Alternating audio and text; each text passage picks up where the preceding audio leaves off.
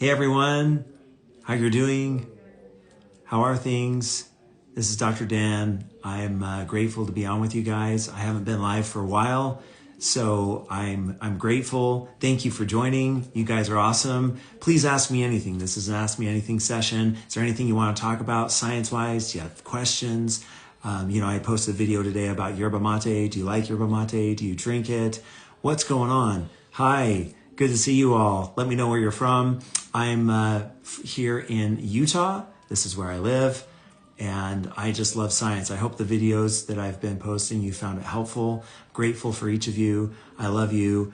I'm grateful for your support, and my greatest desire is to just share information that can help people. Hydrogen water, boom. Let's talk about hydrogen water. So hydrogen water has some good science behind it. It depends on how it's made. Those little sticks that you put in there, there's not really a lot of hydrogen generated, where you take the sticks and you put it in the water and then you pull it out. Best way to generate hydrogen is electrolysis. So there are some hydrogen water brands that have pretty good amounts of hydrogen, but hydrogen water has great properties. It's a good reducing agent. It can help with oxidative stress. It can help with workout recovery. Hi, Portland, Oregon, Hercules. Good to see you guys. Appreciate you all. You guys are awesome. Cloves, amazing. I did a video on cloves a little bit ago. If you haven't checked it out, do so. Cloves contains a molecule called eugenol, really good for pain reduction, really good for reducing inflammation, and it's awesome. Let's see, what questions do you have? Let me see, I'm gonna come up here.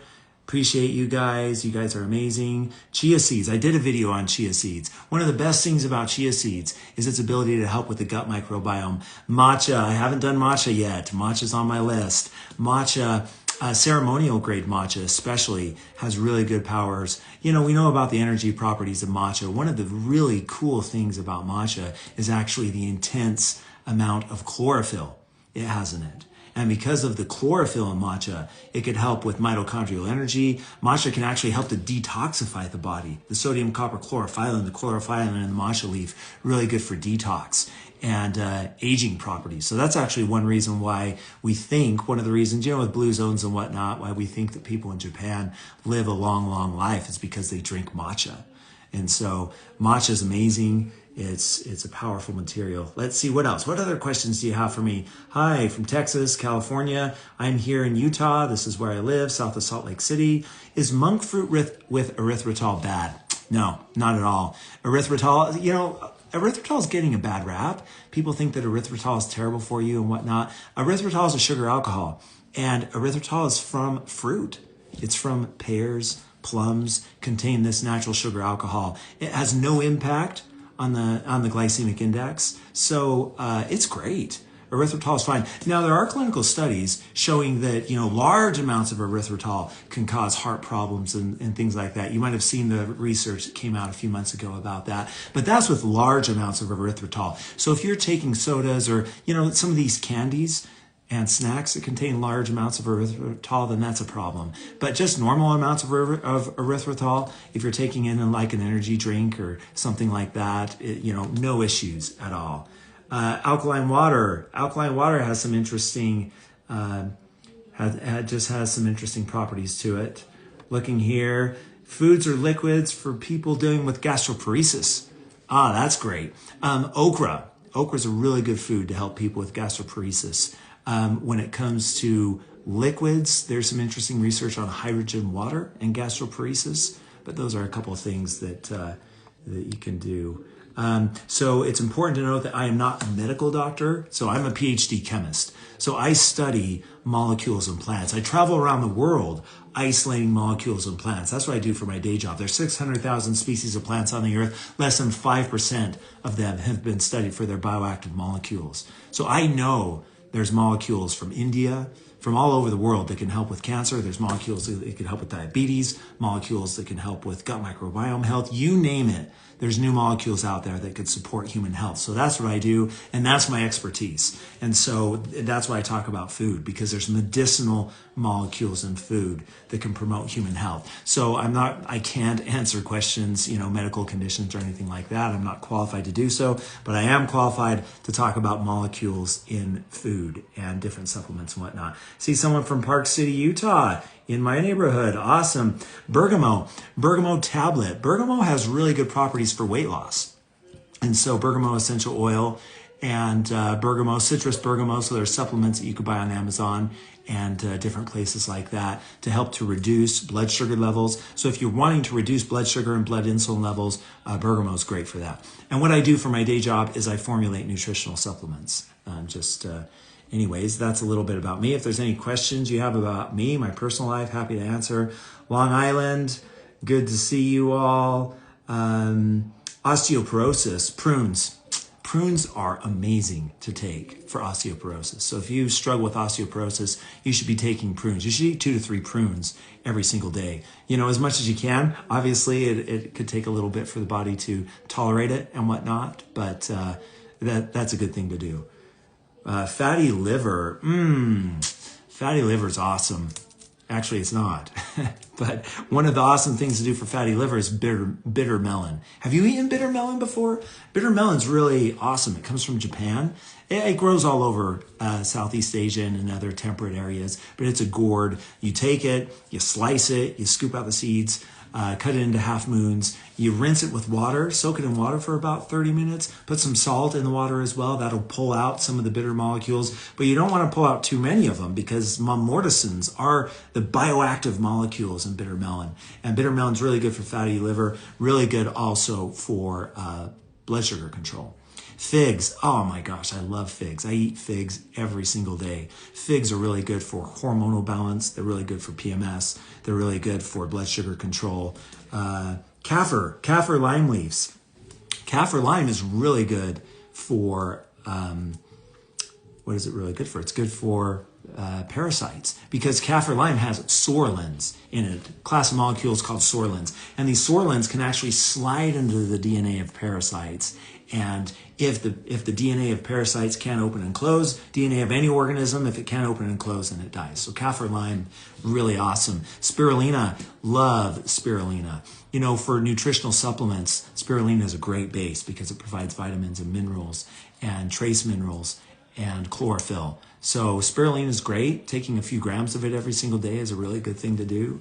Cow's milk. Cow's milk, I'm going to do a yes-no on cow's milk here in the future. It has some really interesting properties if it's done right. One of the molecules in cow's milk that we don't talk a lot about, it's a protein actually, it's called lactoferrin. And lactoferrin has really good antiviral properties. It's good for immune health. And so, cow's milk has some good benefits. Personally, I don't drink a lot of cow's milk. I get my calcium and trace minerals elsewhere. It just doesn't jive for me. I used to eat a lot of cold cereal and milk back in the day, but I haven't drunk cow's milk probably for about 10 years now. Hi from Australia, fatty liver osteoporosis. I hope that's helpful. Let's see. Inflammation, good foods for inflammation, anti-inflammatory. Curcumin obviously is one of those. Black cumin seed oil. Really good for that. If you're looking in the supplement space, boswellia, boswellic acid is really good to reduce inflammation. Choline's really good for brain health. There's choline in different supplements. If you're going to find a supplement for brain health, you want to make sure it has choline in it. There's another version called citicoline, C-I-T-I, citicoline, and that's actually a little better than choline, has stronger properties. Collagen. Collagen is one of the most abundant proteins in the body, and the body needs it for proper function. Collagen's everywhere, right? You can find it at the gas station. You can find it at the grocery store. It's crazy. I was just talking with training a group on health, and where I live to my work, it's about 20 minutes, and I see 4 different billboards about collagen. There's problems with collagen supplements. Number 1, collagen's a big molecule, and so it can't get into the cell. Number 2, the body's constantly losing collagen. So if we're taking a collagen supplement, we're just kind of running on even here. And so I formulated a collagen supplement that actually teaches the body how to make collagen again. That's at a company called 3 International. When it comes to natural things for collagen, you want to get collagen from fish.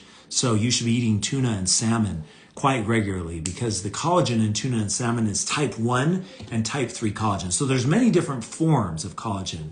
When we say collagen, that doesn't really mean a lot scientifically. There's 18 or so different forms of collagen, with new forms of collagen being discovered every year. And type 1 and type 3 collagen are the most important for the body because type 1 and type 3 are the types of collagen that we have in our skin. When it comes to our joints, cartilage, that's type 2 collagen. And you can get type 2 collagen from chicken.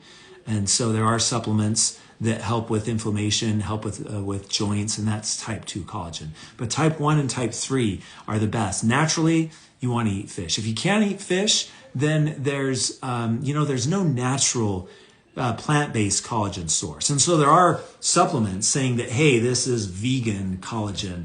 But really what it is it's a bunch of amino acids. And, the amino acids that make up collagen, but it's not the same. So don't fall for that. If someone's trying to sell you a vegan collagen supplement, it's not the same. Because collagen, what's important is not just the amino acids, it's strings of amino acids, 2 and 3 and 4 of them put together, that actually is the magic behind collagen. That signals, these are signaling molecules, it turns on the genes to produce collagen again. So collagen's powerful. Long-term use of monk fruit, is it bad? No. All the safety studies that's been done with monk fruit, the active molecules are called mogicides. Long-term safety studies have been done, no issues with that. Don't sugar alcohols wreak havoc on the gut? Yes, they can if you eat too much. So it's the classic, the dose determines the poison. So if you take too much, like 5, 10, 20 grams, and so that's why some of these sugar substitute foods that people are making, where they're making peanut M&M substitutes and different things like that, and different snacks that have a lot of sugar alcohol in them, a lot of erythritol, that's not good for your health. So I'd stay away from those. Once in a while is okay, but I wouldn't eat those long term. Monk fruit for diabetics, no issue there. Monk fruit's not going to cause insulin or glucose response and whatnot. So there's a lot of people think, and online a lot of people are talking about how artificial or even natural sweeteners like stevia and monk fruit, because they're sweet, they mimic sugar in the body and the body responds to it. There's no scientific data on that at all. Let's see, colostrum supplements. Yeah, colostrum's good. It has some really powerful benefits for immune health. So if you're looking for something for immune health, colostrum's good that way.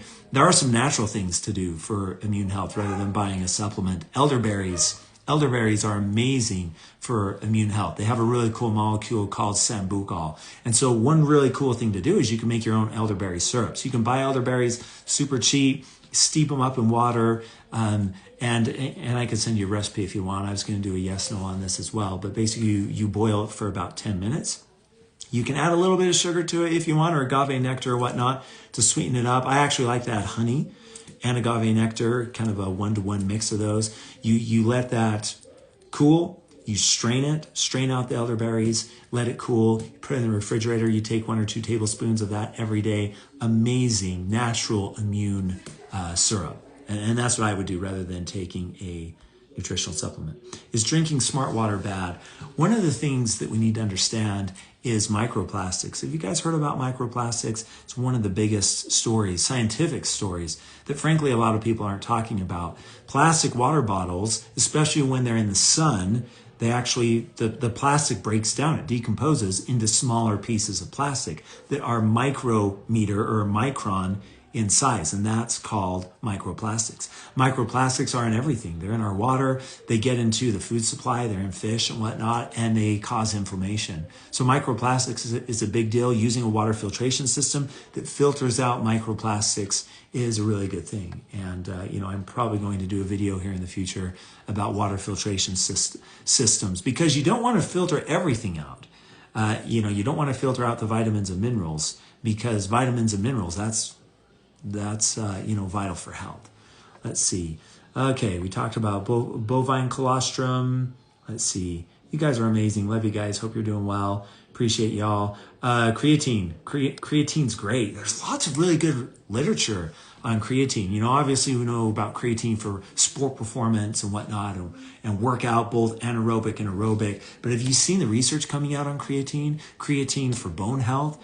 If you're in perimenopause or menopause, taking creatine each day can help to preserve bone mineral density and osteoporosis. Creatine is also really good for brain health. Some interesting research on creatine for heart health as well. How much to take? 5 to 10 grams a day. taking creatine. Now, what type? Creatine monohydrate. All creatine supplements are pretty much the same nowadays, so don't fall for the marketing where they're like, this is a special form of creatine because of whatever. You know, there's creatine chloride, there's different forms of creatine, but just buy one that's cheap, creatine monohydrate, because creatine's creatine. Okay, let's see. What other questions do you have for me? Keep them coming. Thank you, everyone. Dragon fruit. Dragon fruit, I wouldn't eat dragon fruit every day. I would eat it, if you have access to it, if you're living in Asia, I would eat it maybe 2-3 times a week. Dragon fruit can heat up the body a little bit, but dragon fruit's great. Good source of molecules called polyphenols. Well, all right. Let's see. You guys are amazing. I sure appreciate you. Dental floss. It's interesting. Dental floss does contain microplastics. And even crazier than that, if you are a gum chewer, gum is plastic. It's mastic. And so when you're chewing gum all the time, you're actually ingesting microplastics. There's some really interesting data on that. And there was a study that I was reading the other day that if you took the amount of microplastics that were in your brain and put them all together, it would actually be the shape and the size of a plastic spoon. Let that sink in. We have the amount of a plastic spoon of plastic just in our brain. So microplastics is a big deal. Water filtration is great. Sage. You know, one of my favorite things to do with sage is I love to fry sage leaves. Have you ever done that before? Sage is amazing. It's amazing for immune health. It's amazing for detox. Really powerful ingredient that frankly we don't use enough of. Moringa. Yeah, Moringa from India. Moringa is really good for blood sugar control. Moringa supplements, there's a lot of them out there. The thing with Moringa is you want to make sure that it's standardized to moringosides, which are the bioactive molecules in Moringa. So you really want to make sure that you do that. Moringa for weight loss, I mean, there's some interesting research there. It's still kind of hit or miss. The bottom line is if you could get good, fresh Moringa or a Moringa supplement from a reputable source with third-party testing, it could have some benefits.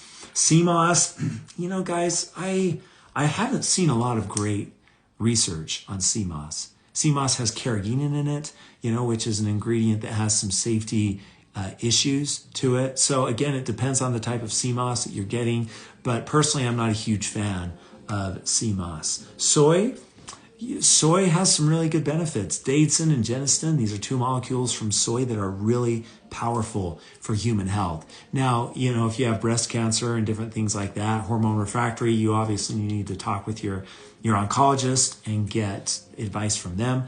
But when it comes to the health benefits of soy and whatnot, you think of, just think about it. What country has the lowest rate of cancer, breast cancer in the world? It's China. Chinese women. And to take it a step further, who eats the most soy in the world? It's people in China. And so obviously causation, correlation, etc., whatever. But there's really powerful molecules in soy. A lot of people are saying that soy is bad for men, right? That it will feminize men or whatnot, or whack out hormones. That's not true either. There's actually clinical studies showing that soy is good for men. It's actually good for muscle building and muscle recovery and workout. Skincare routine. Yeah. I love skincare. I think it's an absolute that everybody needs to do every single day. You want to find a good skincare system. I formulate one at a company called 3. It's what I've done is I've formulated what's called a neurocosmetic. So there's really cool molecules in my research. I've discovered that you can actually put on the skin and it sends a signal to the brain through the skin-brain connection that produces neurotransmitters. And so the bottom line is you want to find a skincare system. If you go to the Skin Deep database at the Environmental Working Group, EWG, if you type in EWG Skin Deep and you type in the ingredients on the skincare product that you're looking at, you want to make sure that all those ingredients are safe. That Skin Deep database has a list of products as well that will actually tell you, the Environmental Working Group, how clean it is. But you want something that has good clinical data behind it. You want something that doesn't have a lot of carriers, SLS, phosphates, alcohols, different things like that. Awesome. What do I recommend for leaky gut? Artichoke is actually really good for leaky gut. It has some good benefits there. Supplements for perimenopausal women. There's actually some interesting research on creatine and perimenopause. So that's interesting there. Magnesium for sleep. Yeah, so there's different forms of magnesium, and that's the important thing, because you aren't what you eat, you are what you absorb. And so there's different forms of magnesium. There's magnesium oxide, magnesium oxide, I'm tired, magnesium sulfate, magnesium threonate, magnesium bisglycinate. The bisglycinate and the threonate are usually the most bioavailable. There's also magnesium that's complex with what's called yeast glycoproteins, and those are really bioavailable. So the biggest thing, you want to stay away from magnesium oxide, magnesium chloride when it comes to supplements, and you want to use these other forms of magnesium because they're more bioavailable. Celery juice. Yeah, celery's amazing. Celery juice is good. I'm not as big of a fan of celery juice, and here's why. I always prefer that you eat the whole food, because Mother Nature has designed everything, you know, as I study molecules and plants and foods, that's what I do for a living. It's clear that all of the molecules that are in the food are there for a reason. They balance each other out. The fiber, the polyphenols, the carbohydrates, the complex sugars, the sugar alcohols, they're all there for a reason. And with the celery, you have these really powerful molecules called falcarinol, which have great anti-cancer properties. But the fiber is really important. It holds it all together. It is a time release sort of thing. The medicinal molecules are bound to the fiber. When you eat celery with the fiber, as that fiber is digested over the course of a couple of hours, the medicinal molecules come off of it. So it's a time release mechanism. So it's a beautiful thing. Black seed oil, beautiful. Black cumin seed oil has a molecule called thymoquinone, really good for helping with inflammation, powerful. Kiwis. Eating a kiwi every day, that's a fantastic thing to do. Kiwis are really good for constipation. They're powerful, they're helpful. Is there a natural way to lower calcium? I'll need to think about that. One of the best ways, though, off the top of my head, is to take magnesium.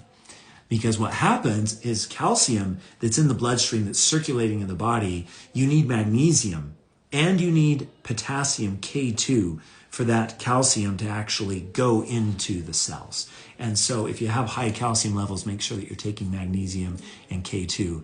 And again, be sure to talk with your doctor. I love your voice. Oh, thanks. I love you guys too. I'm grateful for you guys. Natural appetite suppressant. Pumpkin seeds, natural appetite suppressant. Celery, natural appetite suppressant. Fenugreek, natural appetite suppressant. Fenugreek actually has a molecule that mimics GLP-1.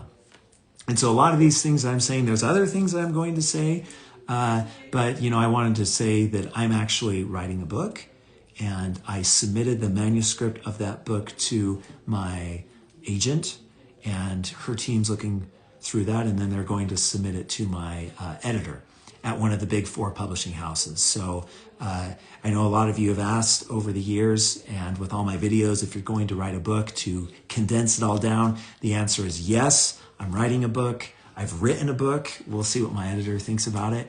And I'd love to see what you guys think about it. I'll let you know when it's coming out, and would love to have you take a gander at it. Any thoughts on opening a wellness retreat? I have thought about that. I'd love to do that. What do you guys think? If I opened a wellness retreat where people came together and we talked about the things I'm talking about on my videos, and any questions that you have about how to really be healthy using food as medicine from a scientific approach, would you guys like that? Let me know. Foods for weight loss. Okra. Okra is really good for weight loss. I love okra. Beans are really good for weight loss. Cannellini beans, especially. So anything to improve hair growth. Blackstrap molasses has some good potential with that. Anurka apple is another one. Which is best, berberine or cinnamon? It depends on what you want it for, but overall metabolic health, I would go with berberine. Berberine's a great ingredient. You need to get it through a supplement. Berberine hydrochloride is usually what it comes in, but it also comes in the berberine sulfate form. If you can find berberine sulfate, it's actually healthier for you and better than berberine hydrochloride. But berbeриne's a great supplement. The thing with berberine is that it's not very bioavailable. And so if you are finding a supplement with berberine, you want to make sure that there's absorption technology with that berberine in a liposome or a micelle or something like that. Because again, as I said earlier, you aren't what you eat, you are what you absorb. And so many nutritional supplements are just junk. The ingredients, there's no bioactive molecules in there. It's basically like sawdust, like eating sawdust, literally, right? Because plants are cellulose. What's sawdust? Cellulose. And so you want to make sure if you're taking a supplement that they're absorbed, that they're bioavailable, and that they're in there at the amounts that they say are in there as verified by third-party testing. Allulose versus erythritol. Great question. They're both great. If you haven't tried allulose is a natural sugar. I formulate with it in the lab. It has some good properties. Allulose versus erythritol. If I had to choose one, I'd probably go with allulose. But they're both great. Again, taken in moderate amounts. Hello, everyone. Thanks for joining me. If you've just joined me, love you. Appreciate you all. Ask me anything here. Chlorella. Chlorella is amazing. Full of vitamins and minerals and chlorophyll and proteins and peptides. Yes, peptides, right? Peptides are one of the hot things in the supplement industry and in health and wellness in general today. But chlorella and spirulina, they contain peptides. So beets, organic or non-organic. So with things like beets, things that grow under the ground, less important for organic versus non-organic. The thing that I say is you eat what you can afford. If you can't afford organic, that's okay. Non-organic is fine. Non-organic still contains the medicinal molecules. I think we strive so hard for perfectionism sometimes that let's just make sure that we eat real food. Good food is medicine. So appreciate you guys. Does soy interfere with testosterone production? It doesn't. Not in the clinical studies that we've seen and that I've looked at. Grateful for you guys and all that you do. Fish oil gel. Not sure what you mean by fish oil gel, but fish oil has some great properties. Green smoothies. I love green smoothies.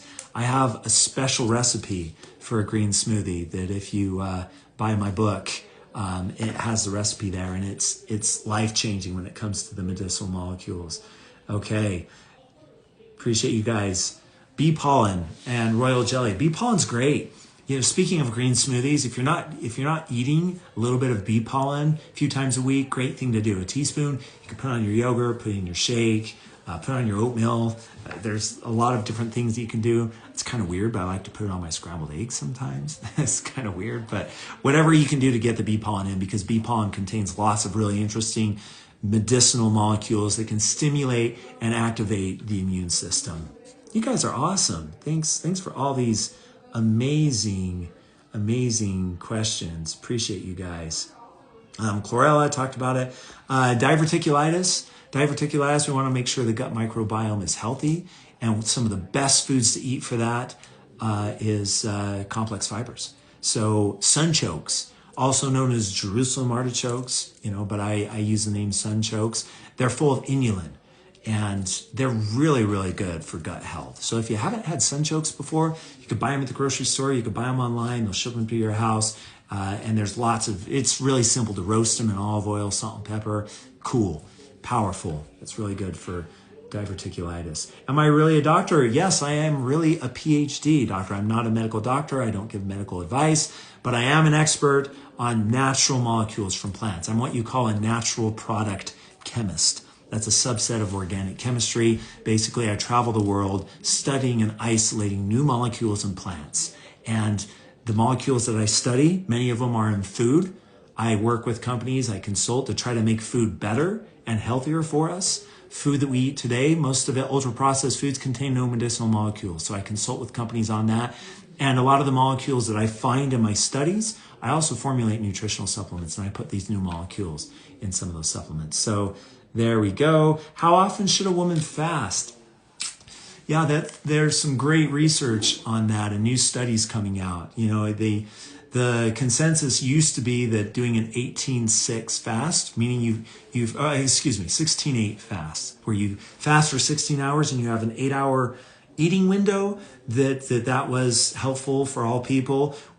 When you look at the recent research when it comes to women, especially during perimenopause and menopause in intermittent fasting, it's actually best to do an alternate day fast, ADF. So if you go on, ChatGPT or online and you type women's health and alternate day fast, ADF, there's some really good research there. So for women, I would recommend that if you want to do an intermittent fasting schedule, that you do an ADF, an alternate day fast. Meaning one day you would do a 16-8, and then the next day you would eat good food, right? But you would eat throughout the day, a normal day with a 12-hour eating window, 7 to 6 or whatever. And then the next day you then do a 16-8 fast. That's what I would recommend. Grateful for you guys. You guys are amazing. Let's see. GLP-1 supplements. Yeah. So GLP-1 obviously is super hot and whatnot. I haven't seen any really amazing supplements out there. One of the things that happened with GLP-1 is all these people that were making fat-burning weight loss supplements, which really didn't have a lot of good data behind it, using ingredients like bitter orange and what other ingredients, potato extract and different things like that. They were touting as thermogenic. African mango seed was another ingredient that they were touting as fat-burning and weight loss.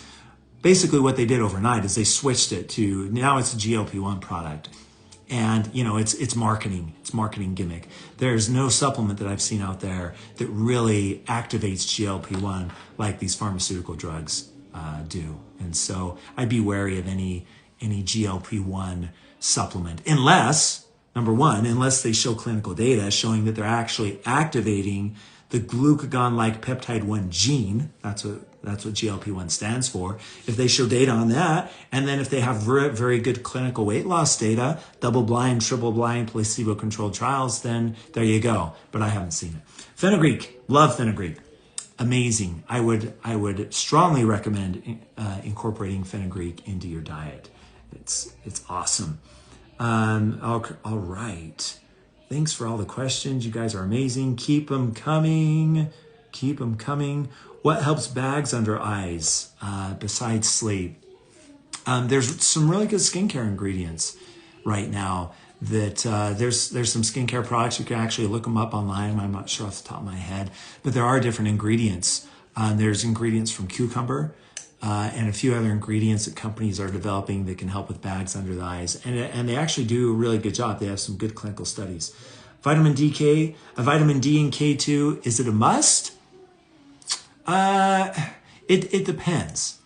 If you're eating a whole food diet and you're getting these medicinal molecules, then I don't think you need to do a vitamin D and K2 supplement.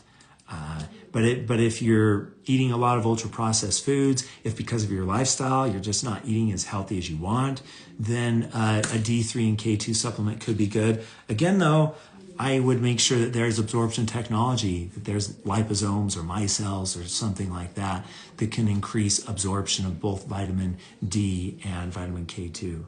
High cholesterol. Great question. Tomatoes. Lycopene in tomatoes, really good at reducing cholesterol. There's some really good clinical studies on that. Best way to reduce cortisol and stress, meditation. When it comes to food, tomatillos. Tomatillos have the same molecules that are in ashwagandha are actually in tomatillos. Cool fact, you might not have known that. So tomatillos are actually an adaptogen and they can help to reduce stress. What kind of skincare is good? There's a lot of good skincare lines. Like I said, I formulated a neurocosmetic line with a company called 3 International, but there's a lot of really good skincare lines out there. You want to find skincare lines that have clinical studies behind them that are safe and effective. Like I said before, go to the EWG Environmental Working Group. Make sure that all the ingredients in the skincare product aren't on the dirty list or anything like that. Thanks for your support about the book. You guys are amazing. Appreciate you all. I'm just grateful for you guys. Best skincare for over 50 years old.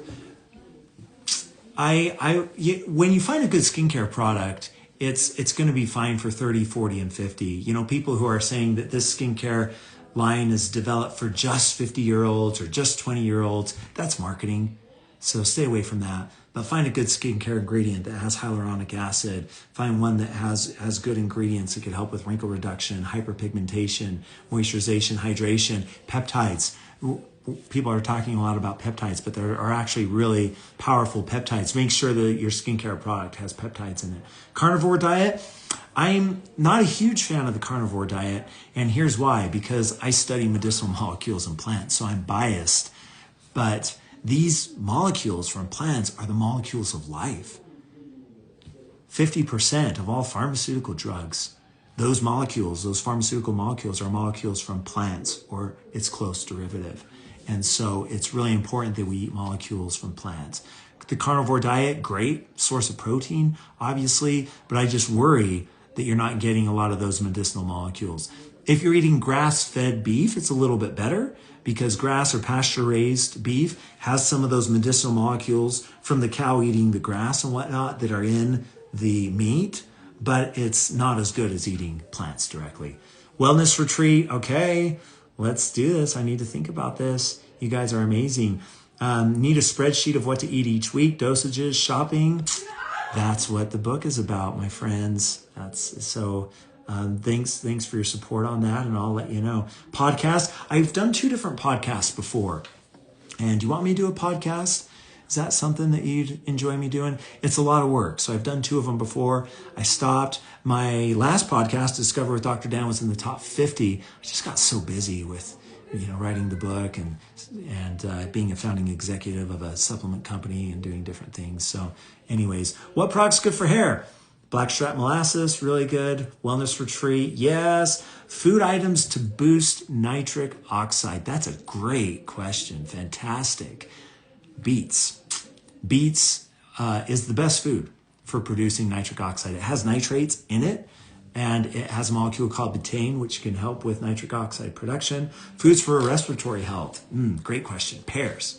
Pears are really good for protecting the lungs. And also things like broccoli and Brussels sprouts. So those are the things that I would do. Libido, oysters, prunes, figs, really good for libido for women. Vitamin K2 food sources, best food sources are deep, rich, dark vegetables. So things like Swiss chard, kale, especially red curly kale. If you haven't had red curly kale, that's good stuff.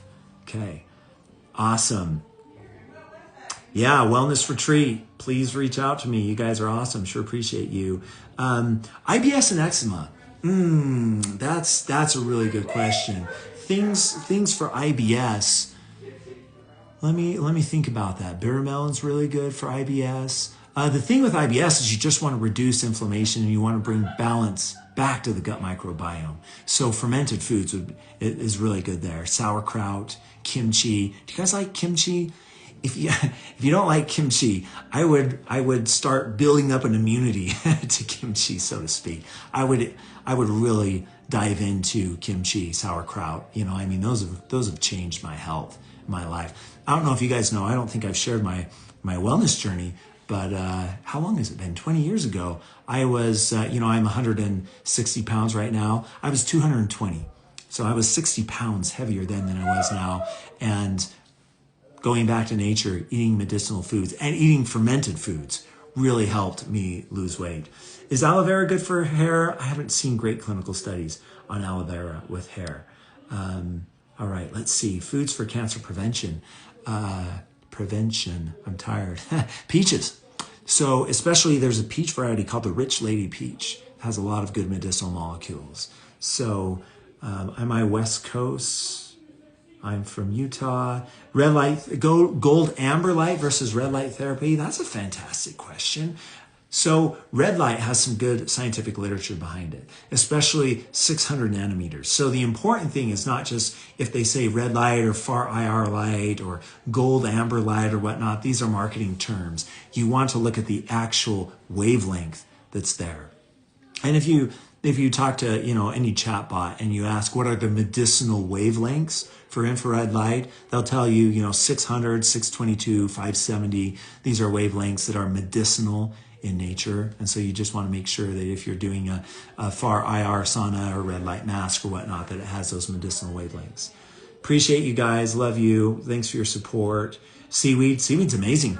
Seaweed's great. Has great medicinal properties. I eat seaweed a lot.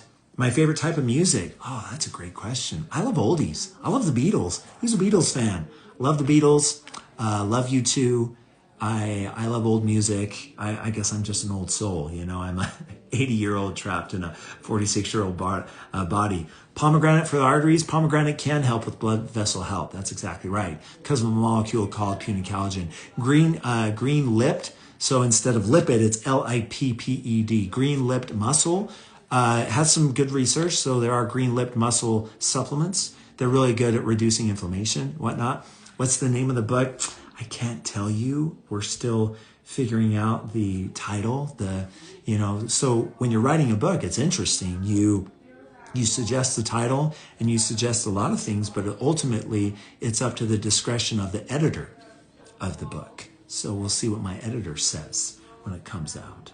Am I married? Yes, I am married. I'm married to my beautiful wife of 25 years. She's amazing, as are all of you. Where can you buy the book? It'll be readily available all throughout the United States and Canada. I'll let you know as it gets closer to that.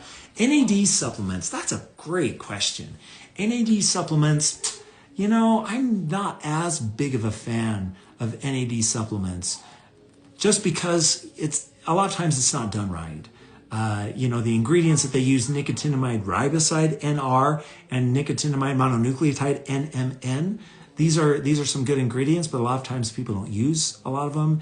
They use other ingredients, they pixie dust and whatnot. And, is the NAD plus that's formed. So when we talk about NAD, the molecule that you want is called NAD plus. And that's formed what we call in situ. You have NMN, boom, it forms NAD plus, boom, and then it goes on to create NADH in the body. So that NAD plus, that's transient. And so to be able to capture that, for the body to capture and harness it properly, that's tricky. And so, there are some okay supplements out there, but overall, I wouldn't go with an NAD supplement at this point in time. You guys are amazing. Appreciate you guys. Okay, let's see. IBS, we talked about IBS, aggressive behavior in children with ADHD, ASD. So omega-3 fatty acids, really good literature on omega-3 and ADHD and ASD and whatnot. And so you should make sure that you're eating fatty fish, salmon and tuna. The other thing though is you could take a nutritional supplement, an omega-3 supplement. You want to make sure that it's rich in EPA and DHA. These are the fatty acids that are good for overall health. So that could help. There's clinical studies showing that omega-3 fatty acids can actually help with ADHD. So I try that. Respiratory health, talked about pears. Silver water, again, it depends on what type of silver. So it's all about absorption. And there's different forms, what we call different valencies of silver. Silver 1, silver 2. And so depending on the silver, in general, the silver water supplements that I've seen, the drinks and whatnot, I'm not a huge fan of. Silver, if it's done right, if it's the right ingredient, it's actually really powerful. And it's great when it comes to immune health because silver just blows through viruses. Silver is like a bullet, it really is. And it thrashes through viruses and bad bacteria. And so it's powerful that way if you do it right.